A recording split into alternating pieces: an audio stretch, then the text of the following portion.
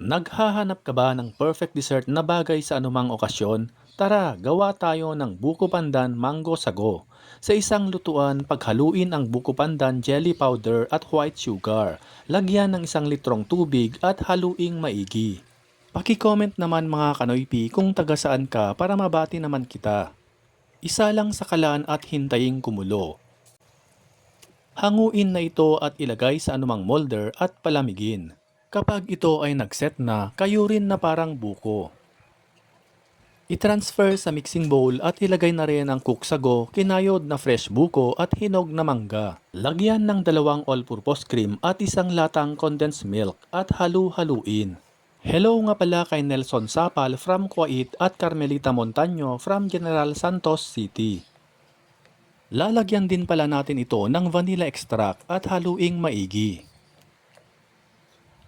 At taste and adjust. Lagyan ng takip at ilagay sa ref overnight o ilang oras. Di mo na kailangan ng komplikadong sangkap para makagawa ng masarap na dessert. The perfect creamy dessert. Napakadali lang, di ba? I-save mo na ang video na to para may guide ka sa susunod mong handaan. Till next time, happy cooking!